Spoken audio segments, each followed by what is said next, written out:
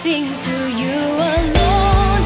Lord, I sing hallelujah, hallelujah. You are my strength, my song. Now I sing to you alone.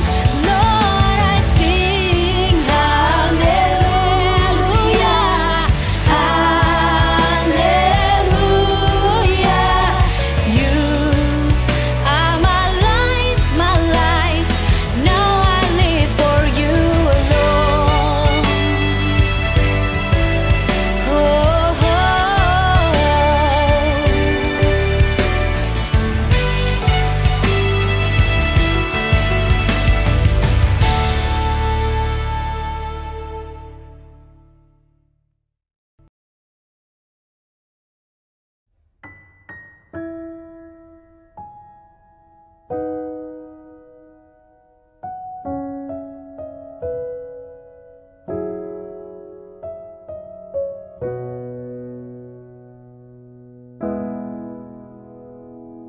Kau hiasi kehidupanku dengan kemurahan-Mu.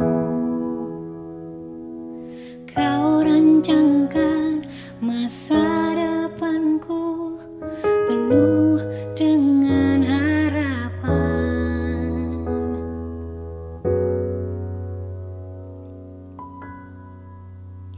Aku ada saat ini, semuanya karena kasih-Mu.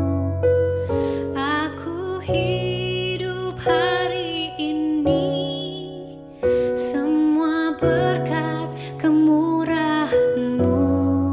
Terima kasih Yesus, Engkau sangat baik, teramat baik bagiku.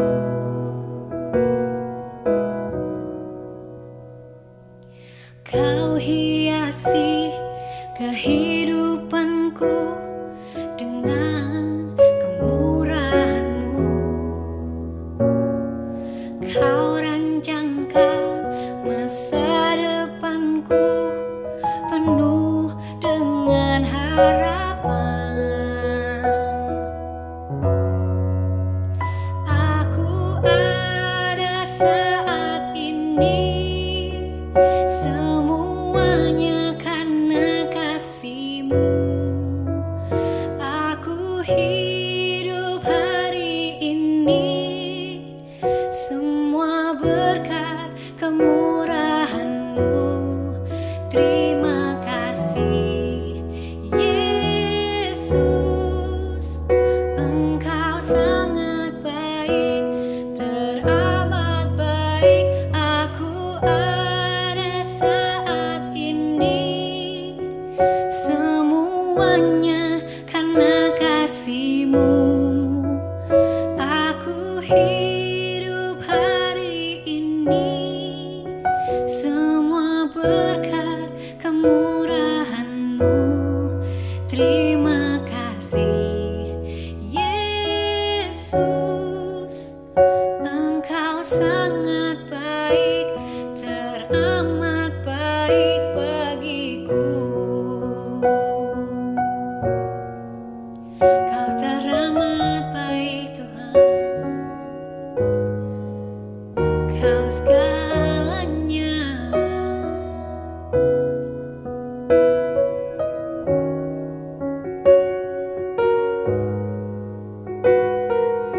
Apapun yang terjadi Tuhan, kami katakan bahwa Engkau baik Tuhan. Kami hidup karena anugerah-Mu aja Tuhan. Thank you Lord Jesus. Aku ada saat ini, semuanya karena kasih-Mu. Aku hidup hari ini, semua berkat kemurahan-Mu. Terima kasih Yesus, Engkau sangat baik, teramat baik.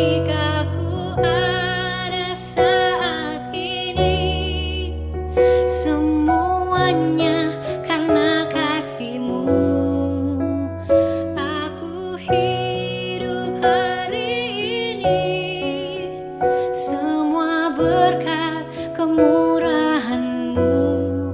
Terima kasih Yesus, Engkau sangat baik, teramat baik bagiku. Yesus, Engkau sangat baik, teramat baik bagiku.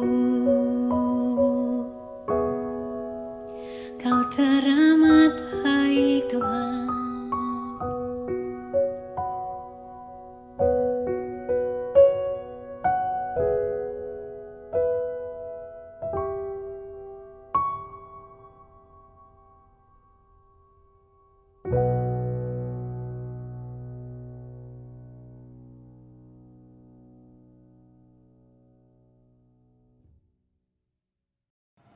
Good morning Creative City Worship. Hai, how are you doing? Buat yang belum kenal, nama saya Franklin dan senang sekali kita berada di sini saat ini at this very moment untuk melayani semua saudara yang join in this online service. You are at the right time, at the right moment. I believe tidak ada yang kebetulan. I believe saudara ada di sini for a reason. And the word of God today will do something in your life. And I pray that God will touch each and every one of us supaya paradigma kita diubahkan. Pikiran kita mengenai Tuhan, konsep kita, kita lebih mengerti tentang bagaimana Tuhan menuntun kehidupan kita. Sehingga pemikiran kita bisa diubahkan, hati kita bisa selalu lebih dekat kepada Tuhan. Melanjutkan tema besar tahun ini, yaitu Closer, adalah kita yang mendekatkan diri kepada Tuhan. Karena Tuhan sebetulnya sudah ada bersama dengan kita, sudah dekat. He has done everything. Dia sudah melakukan segalanya. He's willing to die for you and me. He saved us. Kita yang tadinya berdosa, kita yang tadinya hina, kita yang tadinya tidak bisa melakukan apapun, Tuhan selamatkan. Tuhan angkat kita to be with Him. Dan Tuhan tidak melakukan ini is just a one way, no. Tapi tetap Tuhan mau berjalan bersama dengan kita melewati setiap apapun yang sedang kita hadapi. So, tahun 2020 mungkin merupakan tahun yang berat buat kita semua. It's been a tough year. Banyak dari kita udah kepengen selesai aja gitu. Kayak tahunnya cepat berlalu gitu. But, kalau kita tidak belajar sesuatu, kalau kita tidak mendekatkan diri kita kepada Tuhan, I believe nothing's gonna be different di tahun 2021 ini gitu. Apakah kita memiliki harapan? Apakah kita tahu bahwa dengan vaksin everything's gonna be okay and back to normal? Apakah itu bisa menyelesaikan semuanya? We never know. I don't know what the future's gonna be. Tapi yang aku tahu bahwa Tuhan ada di sana sehingga kita bisa bersandar kepadanya. We can be closer to Him so that we can walk with Him dalam menjalani kehidupan kita di hari-hari ini.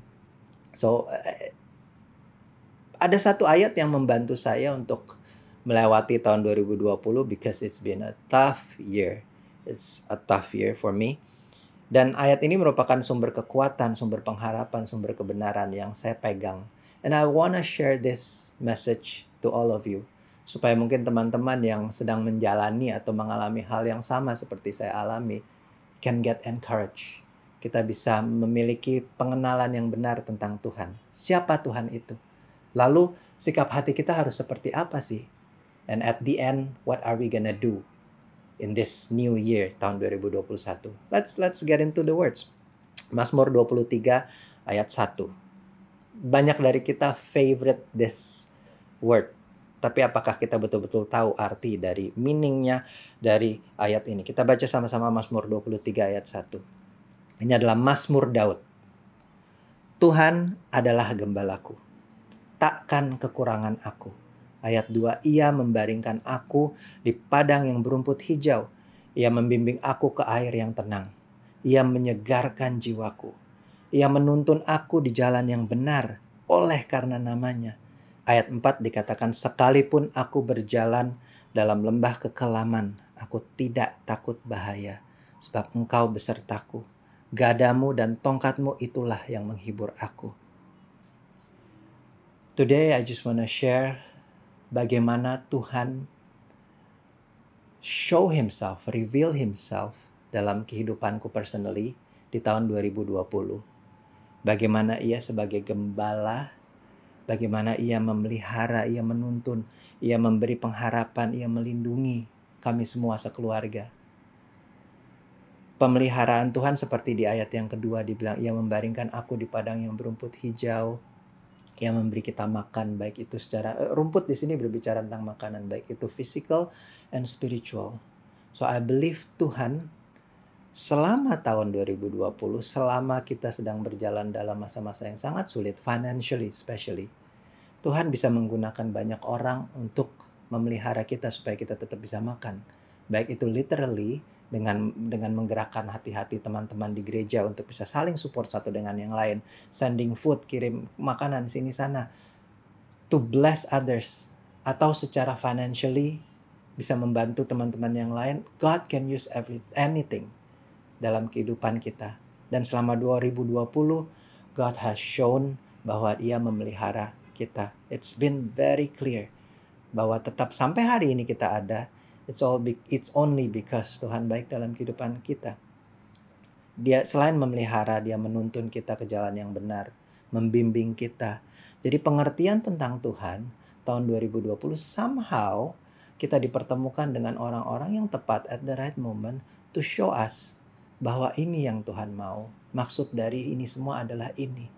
Jadi pengertian kita tentang Tuhan bahwa Tuhan tetap baik dalam kehidupan kita, sehingga kita benar-benar tahu bahwa Tuhan menuntun kita ke jalan yang benar.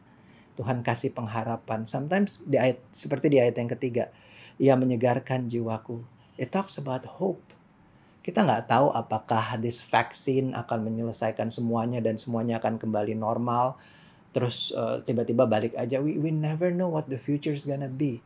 Tapi yang kita tahu pasti for me personally, for our family, for our church, bahwa Tuhan ada di masa depan kita, sehingga Ia yang memegang masa depan kita dan kita bisa bersandar kepada Dia.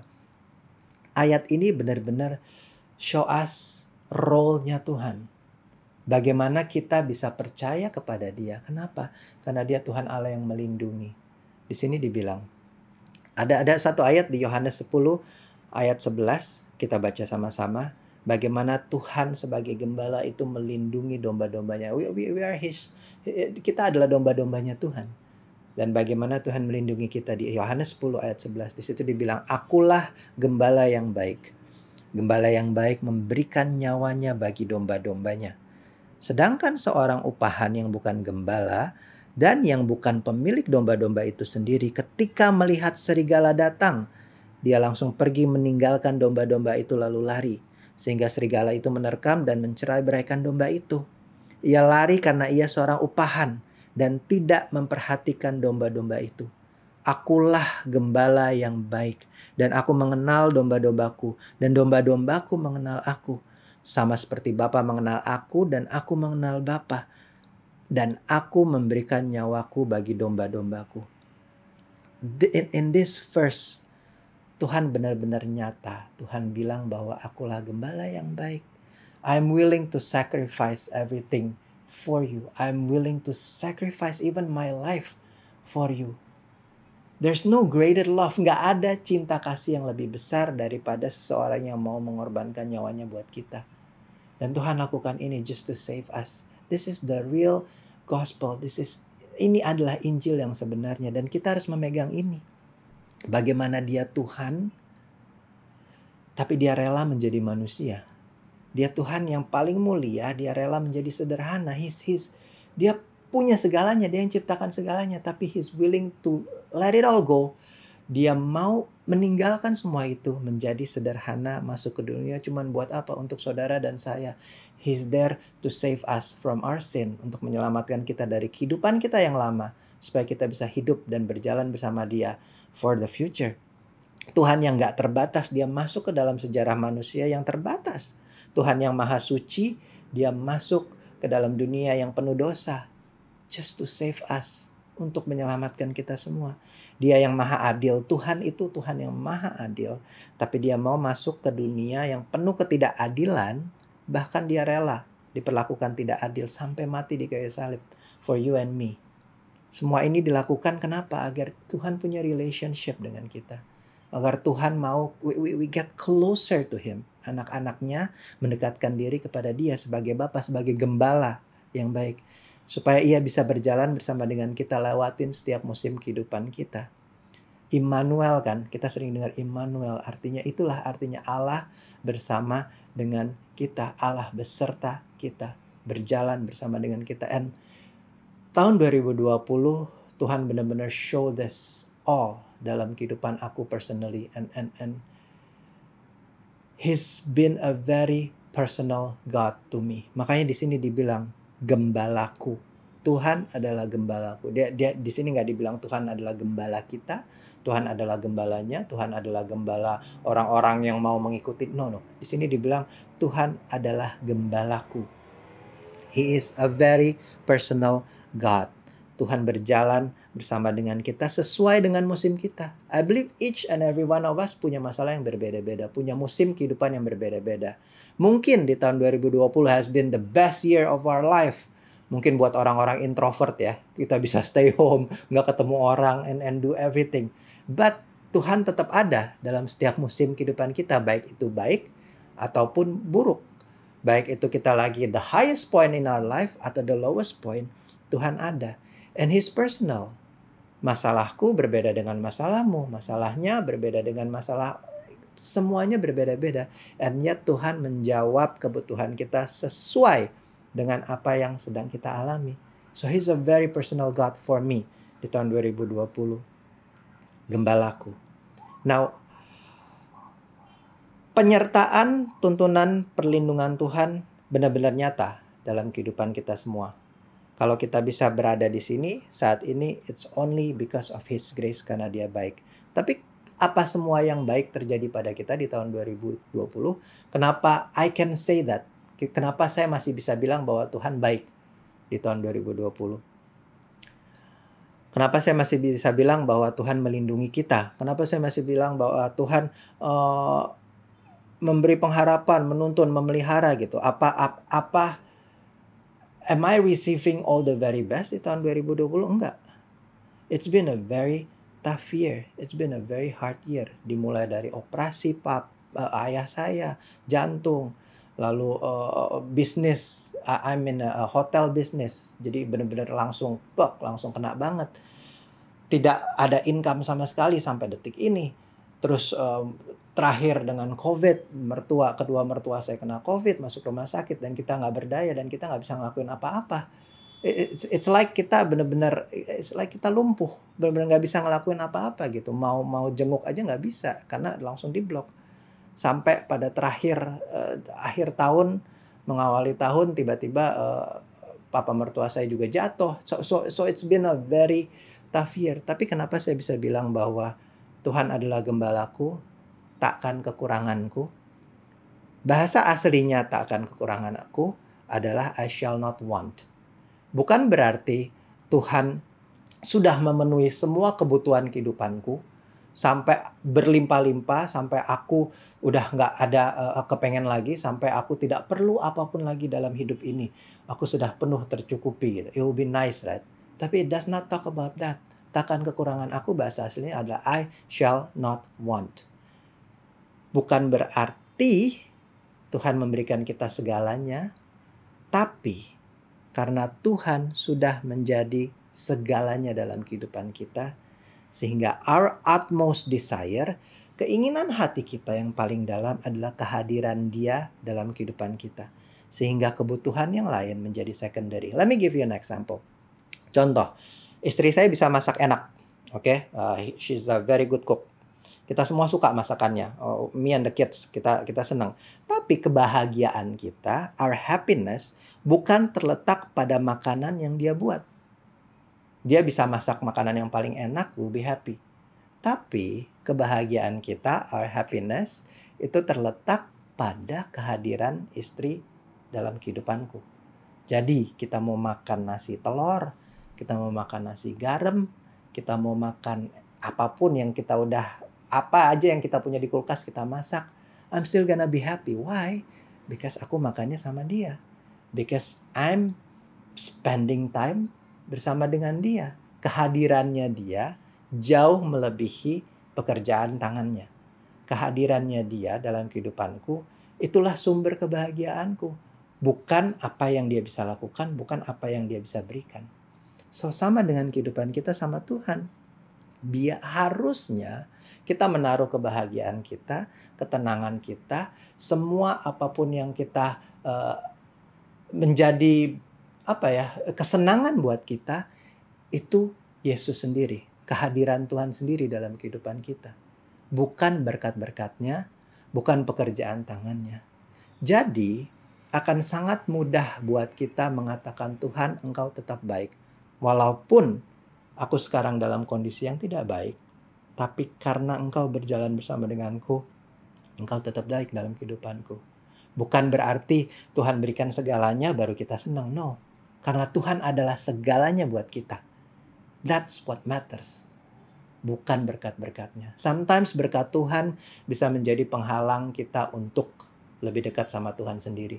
Sometimes Tuhan kasih kita berkat yang berkelimpahan, and yet itu yang kita cari. Itu menjadi kalau kata bahasa ininya idol, itu yang menjadi berhala. Jadi kekayaan, kesuksesan, itu yang kadang membuat kita lupa sama Tuhan. Tapi Tuhan tetap tahu porsinya buat kita karena Tuhan mau jaga kita. Kita sebagai orang tua aja, kita nggak mau memanjakan anak kita. Kita mau anak kita supaya bisa belajar, supaya bisa sedikit tough, mandiri. Jadi kalau ada masalah, kita nggak langsung, ada masalah, anakku kasihan, let me handle it, semuanya aku ambil aja, biar kamu nggak usah ngalamin apa-apa gitu. That boy atau that kid will be a spoiled little kid. Sehingga dia grow up, ketika ada masalah, dia pasti langsung akan nggak tahu mesti ngapain gitu. Sebagai orang tua yang baik, kita tahu bagaimana kita harus memperlakukan anak kita. Tapi kita tidak pernah meninggalkan dia. Ketika ada masalah buat dia, kita ada bersama dengan dia. Tapi biarkan dia mengalami, biarkan dia belajar, biarkan dia tahu apa yang harus dilakukan, sehingga dia menjadi orang yang dewasa. Bukan cuma tambah tua aja, tapi dia dewasa juga. Jadi Tuhan juga melakukan hal yang sama buat kita. Jadi kebahagiaan kita bukan karena Tuhan memberikan segalanya, bukan. Tapi karena Tuhan adalah segalanya dalam kehidupan kita. Jadi kalaupun ada masalah, kalaupun ada badai, kalaupun ada sesuatu yang buruk terjadi dalam kehidupan kita, itu bukan karena dia Tuhan yang jahat, no. Justru karena dia Tuhan yang baik. Sehingga kita bisa, it's just to shape us, untuk membentuk kita. Karena mujizat yang paling besar yang bisa terjadi adalah, pertama, kita diselamatkan oleh Tuhan. Kedua, perubahan kehidupan kita. Perubahan karakter kita, perubahan pengenalan kita akan Tuhan. Itu yang Tuhan mau. Berangkat dari pengertian yang benar, kita bisa tahu bahwa Tuhan itu tetap Tuhan yang baik, Tuhan tetap yang setia, dan kita bisa bersandar kepadanya sebagai gembala yang baik. Oleh sebab itu, moving forward, tentang apa yang harus kita kerjakan, apa yang harus kita lakukan. Kita mau baca di ayat yang keempat. Sekalipun aku berjalan dalam lembah kekelaman, aku tidak takut bahaya, sebab Engkau besertaku.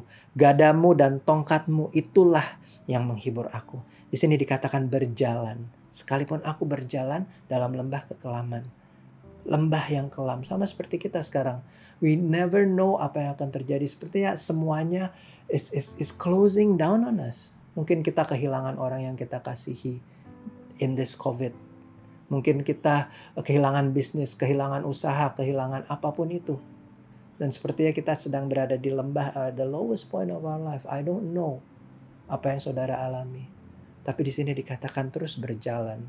Jangan berhenti. Do not stop. Terus berjalan. Kita manusia, kita diciptakan for movement. We are created for movement. Sama seperti waktu Tuhan menciptakan dunia, didapati roh Allah sedang bergerak, sedang move, hovering around. Itu di awal. Lalu kita lihat pelayanan Yesus ketika dia melayani dari satu tempat ke tempat yang lain. He's always moving forward, bergerak dari satu tempat, menyeberang ke danau, melayani yang lain, melayani baik kaum Yahudi maupun kaum bukan Yahudi, terus bergerak, menyembuhkan orang, melakukan mujizat ini itu, terus bergerak satu tempat yang lain. We are created for movement. Tapi once movement itu harus diberhentikan, once kita dipaksa untuk berhenti, that's when kita stress. That's when we are frustrated. Contohnya apa? Mobil. Sebuah mobil diciptakan untuk point A bergerak ke point B. So a car, sebuah mobil itu diciptakan for movement, untuk pergerakan. Nah, kita makanya bisa spend a lot of hours, kita spend waktu yang banyak, kita duduk di mobil enak melihat pemandangan. Kalau lagi road trip sama orang yang kita kasih, kayak bisa berjam-jam itu nggak apa-apa. Kita bisa duduk, lihat, menikmati pemandangan, angin, segala macam. Berjam-jam pun nggak apa-apa. Tapi once mobil itu berhenti, stuck, macet, baru kita frustrated. Baru kita pusing, baru kita kayak stres gitu kayaknya. We are created for movement. Sesuatu yang diciptakan untuk bergerak, ketika dipaksa untuk berhenti, itu akan mengakibatkan stres atau mengakibatkan frustrasi yang kita rasakan. Makanya ada ayat dibilang di Roma 12 ayat 2 dibilang gini, janganlah kamu menjadi serupa dengan dunia ini, tetapi berubahlah oleh pembaruan budimu, sehingga kamu dapat membedakan manakah kehendak Allah, apa yang baik, yang berkenan kepada Allah, dan yang sempurna. We need to always be moving. Bukan cuma physically moving, tapi dalam pembaruan pikiran kita, changing, karena kita diciptakan untuk bergerak. Nah, kalau kita sekarang berasa seperti lumpuh, we are stuck in one place, stagnan, letih, capek, bosan, it's normal. Frustration itu datang ketika kita sepertinya tidak bisa melakukan apa-apa. Even this online service, kita udah benar-benar melakukan ini sudah berapa lama? Setahun loh, hampir setahun loh. Rasanya sekarang udah capek, udah letih, ya udahlah jalanin aja gitu. But now I wanna encourage you, please guys, keep on moving. In your life, keep on moving. In your ministry, keep on moving. Keep on striving. Terus berjalan. Dalam setiap apapun yang kita kerjakan, jangan berhenti. Do not be stuck in one place. Terus bergerak. Terus mau belajar. Terus mau memperkaya diri kita atas pengenalan akan Tuhan. Kejar Tuhan terus. Jangan pernah berhenti. I wanna encourage you. Keep moving. Sama seperti ayatnya, waktu Petrus menyembuhkan orang lumpuh di Kisah Para Rasul 3. Mungkin saudara bisa baca sendiri, we don't have enough time untuk itu. Di sini saya rangkum kejadiannya. Waktu itu Petrus dan Yohanes lagi mau ke Bait Allah. Nah, di ayat 2 di situ dibilang ada seorang laki-laki yang lumpuh sejak lahirnya, sehingga ia harus digiring, diusung, dibawa, ditenteng, emang tas ditenteng, digotong. Nah, digotong oleh kedua orang temannya, ya kan? Kita imagining ini, kita berandai-andai. Tiap hari, di ayat kedua dibilang tiap-tiap hari orang itu diletakkan di dekat pintu gerbang Bait Allah. Ketika dia dibawa, dia ditaruh di situ untuk apa? Untuk meminta uang.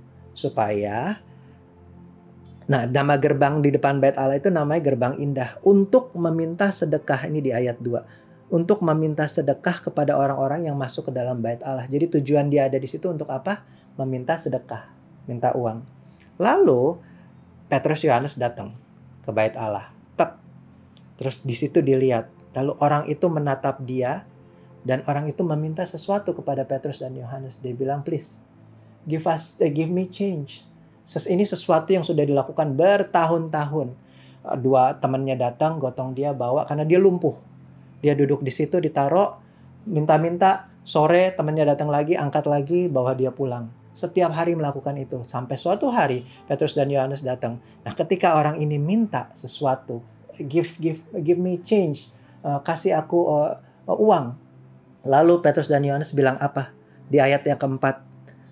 Waktu itu Petrus langsung lihat, Petrus bilang ke dia, lihat, look at me gitu, lihatlah kepada kami. Lalu orang itu ayat 5 menatap mereka dengan penuh harapan agar mendapatkan sesuatu. Tetapi Petrus berkata, Petrus bilang gini, emas dan perak tidak ada padaku. Hal pertama yang diingini orang ini adalah uang. Tetapi ketika itu juga, saat itu juga, Petrus dan Yohanes gak bisa kasih. Dia bilang, lihat kita, emas dan perak kita gak punya. Kekecewaan yang harus dialami oleh si peminta-minta ini. Karena apa yang dia minta, apa yang dia mau, itu tidak diberikan.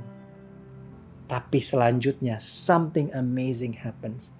Petrus bilang, emas dan perak, aku gak bisa kasih kamu uang. Lalu dia kecewa kan. Tapi selanjutnya ada koma di situ.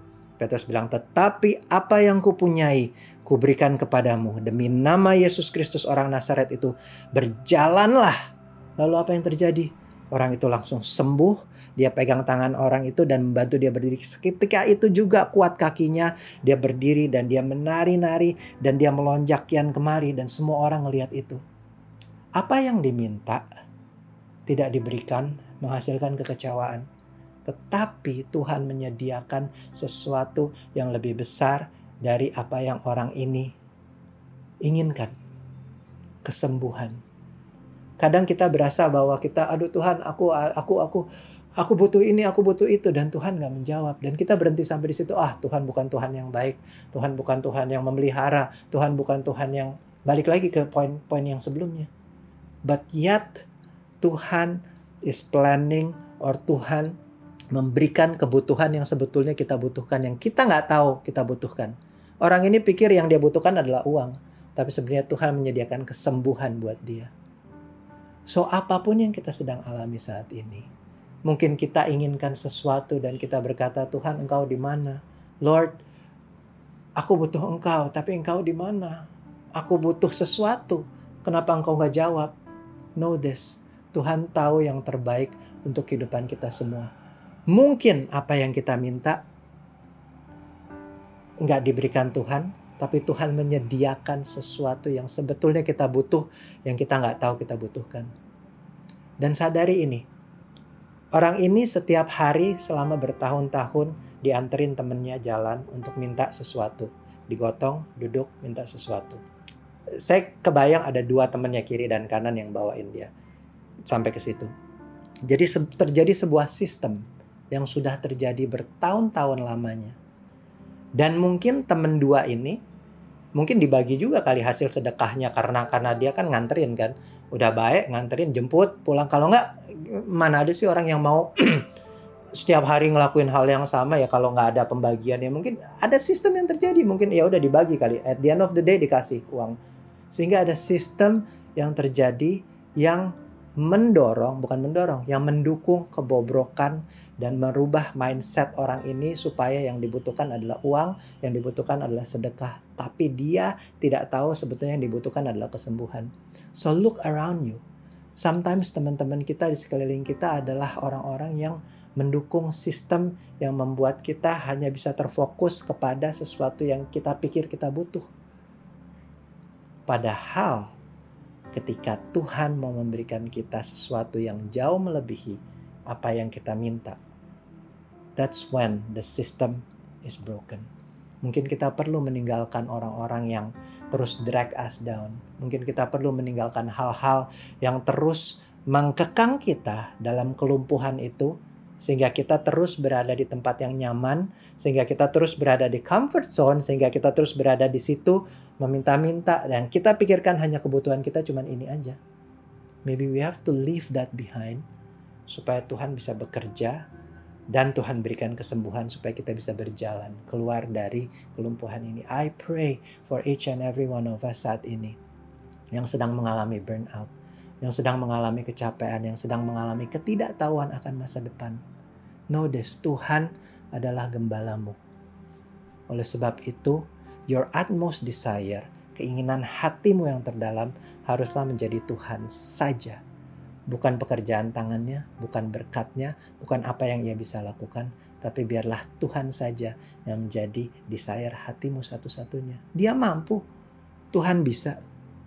He's proven it. Dia Tuhan yang memelihara, dia Tuhan yang membimbing. For me, dia Tuhan sudah membuktikan segalanya. For me, Tuhan telah berikan segalanya. Now I'm encouraging each and every one of you right now. Keep on moving, berjalan. Dan aku berdoa saat ini. Mungkin saat ini kita tidak memberikan apa yang saudara butuhkan. Tapi demi nama Tuhan Yesus, orang Nazaret yang hidup, aku berdoa ada sesuatu yang terjadi dalam kehidupanmu saat ini. Aku berdoa mujizat yang engkau inginkan, yang engkau bayangkan, yang engkau pikirkan selama ini boleh terjadi. But it needs for you to take up apapun itu dan berjalanlah. Jangan stay in that place. Saat ini kita mau melakukan perjamuan kudus. Biarlah ini menjadi peringatan kepada kita tentang apa yang sudah Tuhan lakukan. It is the gospel, Injil yang harus kita jalani setiap hari. Tuhan sudah has given everything for us dalam kehidupan kita. Biarlah we get closer to Him. Boleh kita siapkan roti dan anggur? And I will lead us into prayer. Aku nggak tahu, I don't know apa yang saudara sedang alami saat ini. Even though mungkin saudara sedang dalam keadaan yang paling berat, dalam lembah kekelaman, atau saudara sedang mengalami suatu hal yang luar biasa. God has blessed you tremendously saat ini, sedang at the highest point in your life. I don't know. But remember, dalam setiap apapun itu, we need God. Kita butuh Tuhan. Kita butuh Tuhan untuk berjalan bersama dengan kita setiap hari. Tuhan sudah membawa kita sampai detik ini itu karena Tuhan sudah setia dalam kehidupan kita. And we are just so grateful. Hari ini aku mau berdoa buat teman-teman di sini.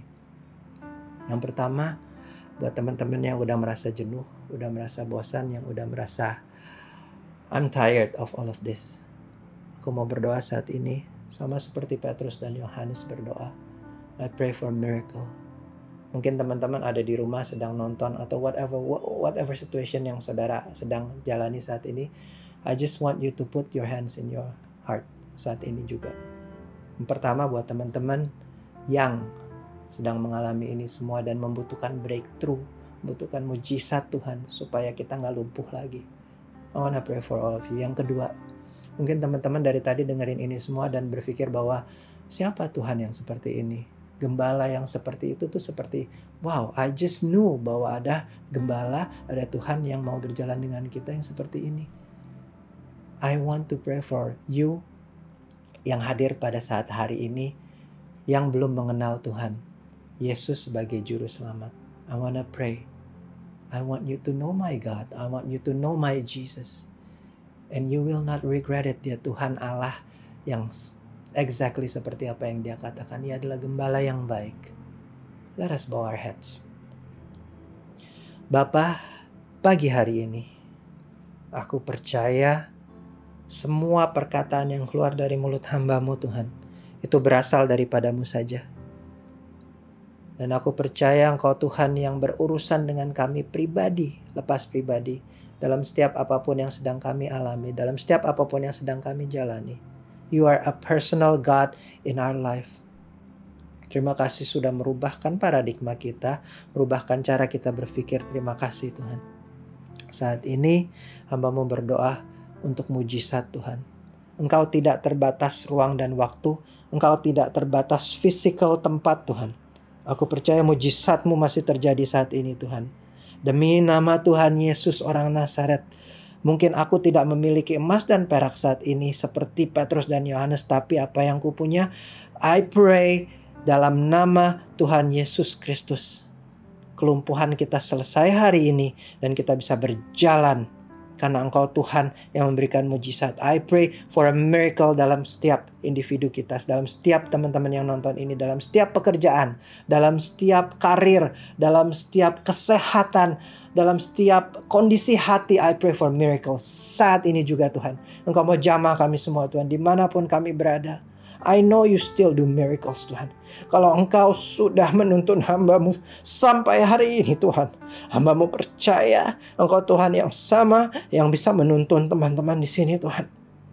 Nyatakan diri-Mu Bapa untuk teman-teman yang belum mengenal Engkau sebagai Tuhan dan Juru Selamat Tuhan.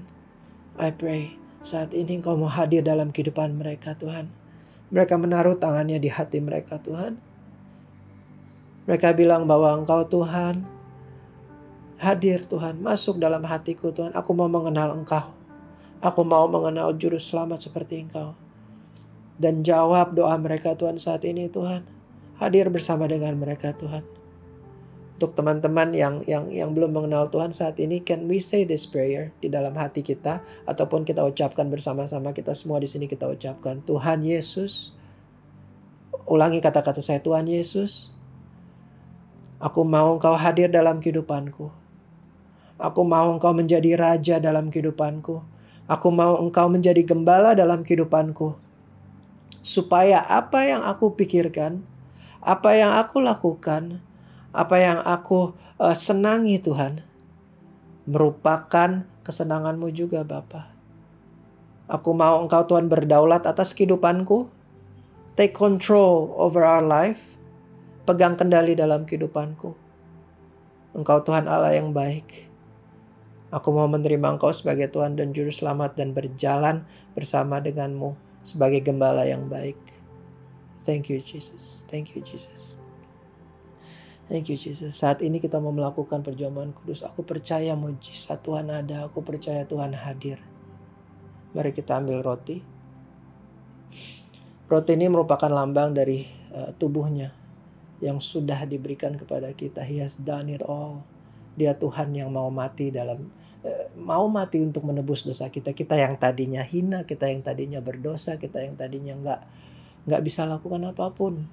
Kita yang tadinya tersesat, kita domba yang tersesat. Dia gembala yang menuntun kita ke jalan yang benar. Dia mati buat kehidupan kita supaya kita peroleh kehidupan kekal bersama dengan Dia. Cuman karena apa? Karena begitu besar kasih-Nya dalam kehidupan kita. Kita mau ambil roti ini sama-sama, kita mau makan bersama-sama untuk mengingat betapa baiknya Tuhan dalam kehidupan kita. Thank you Jesus udah mau mati untuk kehidupanku. Mari kita makan sama-sama roti ini.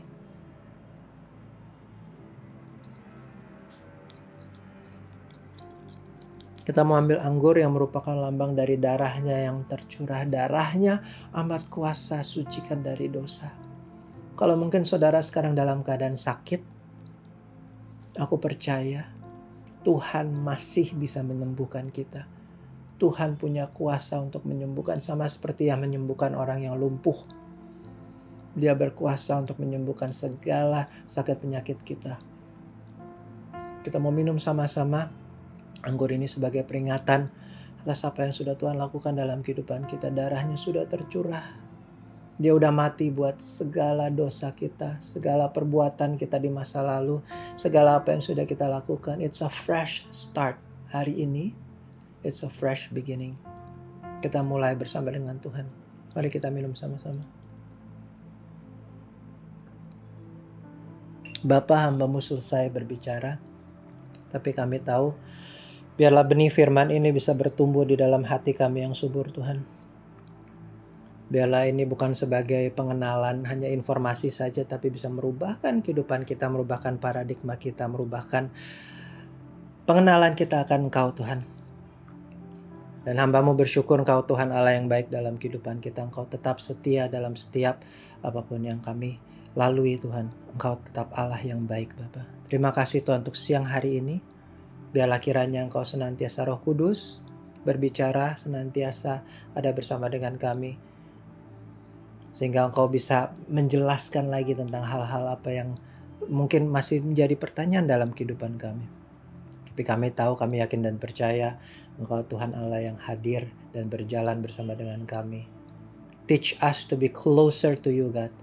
Agar kami senantiasa bisa mendekatkan diri kami kepadamu Tuhan. Terima kasih for everything that you've given us Tuhan. Hanya di dalam nama-Mu saja kami berdoa dan mengucap syukur. Amin. Mungkin teman-teman punya prayer request. Ada request doa yang teman-teman ingin kita doakan bersama-sama. I believe in the power of prayer. I believe kalau kita mendoakan bersama-sama, I believe Tuhan antara dua, Tuhan merubahkan konsep pemikiran kita. Dan Tuhan menjawab doa kita. Kalau ada teman-teman yang rindu untuk didoakan, ada tombol prayer request di salah satu di platform kita ini. Klik on it dan yakin bahwa kita akan berdoa secara private. Tahu bahwa semua doa-doa teman-teman di sini akan kami doakan secara private dan rahasia. Dan tidak ada, saudara bisa tenang bahwa kita akan menjaga kerahasiaan doa-doa saudara.